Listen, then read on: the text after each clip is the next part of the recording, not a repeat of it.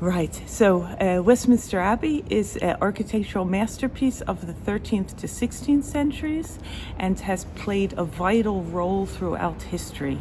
It contains a shrine to Edward the Confessor and is the burial place of kings and politicians and poets, scientists, many famous people throughout history, nameless soldiers as well. It's a place of worship and has a very unique role in that it's neither a cathedral nor a parish church, but it's a royal peculiar, which is governed by a dean and charter, and it's directly under the control of the monarch. So let's look a little closer at this magnificent structure and also see what it has to do with guiding. Have a look above the doorway arch and you'll see a row of 10 statues. These are the modern martyrs, Christians who gave up their lives for their beliefs, and the figures were added relatively recently, only in the 1990s. So the lower part of the towers are 15th century and the tops were completed in 1745, but those little niches there never had statues in them, even though it was intended that they should. So it was decided then that instead of putting in statues of kings or saints, to include the figures of the modern martyrs, and they represent all people from different Christian denominations. Inside Westminster Abbey, in the south aisle of the nave, there's a memorial stone to Lord and Lady Baden-Powell. They're not buried here, but in Kenya. But the joint memorial stone was unveiled in 1981, and it replaced an earlier stone dedicated just to Lord Robert Baden-Powell from 1947. And you can see the Scouts and Guides flags in the background.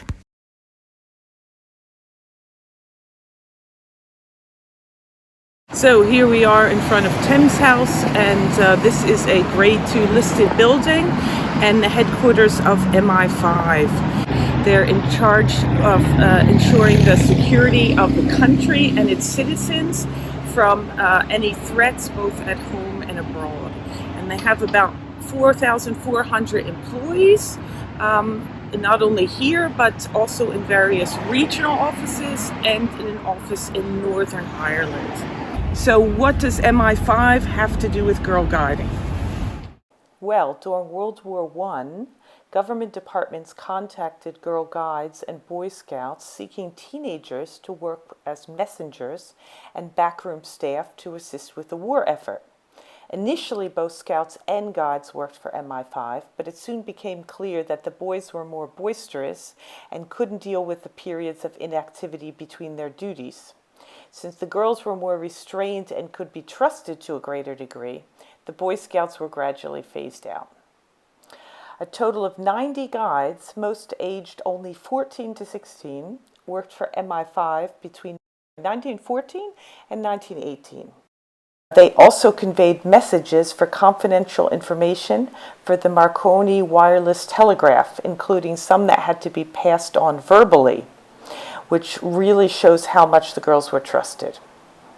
The secret role of the girls was uncovered during research by Girl Guiding UK in the lead up to their centenary celebrations.